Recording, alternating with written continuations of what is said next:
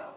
So, since nung nasa Pilipinas ako, hindi ko pa natarihan ng PUTO. So, ngayon, dahil we are the member of the church now here in Australia, so napag-usapan namin ni husband na why not magbeda kami na something for the church. So, kahit yung mga Filipino food natin, para naman matikman nila, di ba, yung mga ganyan puto. So, sana ma-appreciate nila pag nagbigay ako or nagdala ako ng something for them. So, for now, itong gagawin ko is test ko lang if masarap. So, by next week, so, pag na-perfect ko, yan, magdadala ko. And, you know what, nakalimutan kong i-vlog din yung paggawa ko ng leche plan. Kasi, napanood ko din siya, grabe, ang sarap. Lumaki ako na nag-work. So, hindi ko natutunan magluto sa bahay ba. So, ako yung taong nasa labas lagi. Like, tatrabaho, tapos pag-uwi-gabi na. So, ngayon, yes, samahan niyo ako and sana perfecto. And meron ako for the meantime na 6 pieces. Hi guys, so makalat na siya. Ayan, meron akong all-purpose. Yan, and sugar, baking powder, evaporated milk, water, and melted butter, cheese, and salt. So, yan. Pagsasamahin ko lang. And nagpapakulo na rin ako dito. So, yeah. Aksya.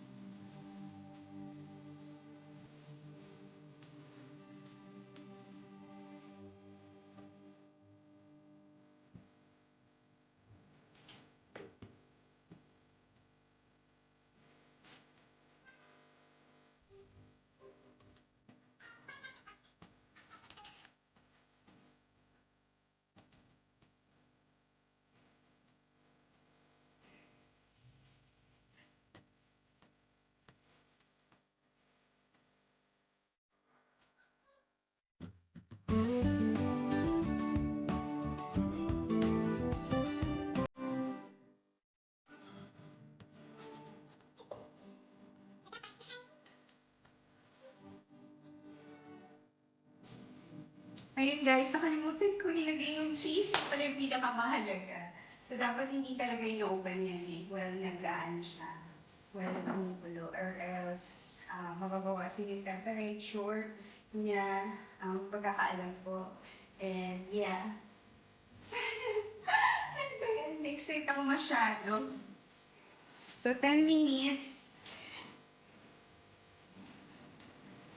So, mag-iwa ako ng another cheese para if ever 5 minutes na siya, maglalagay ako ulit.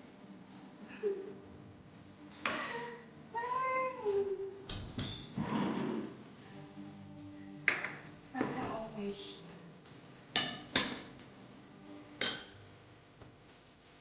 For about 5 minutes, check ko siya ulit. Tapos if ever na umalsa na siya, lalagay ko yung another cheese.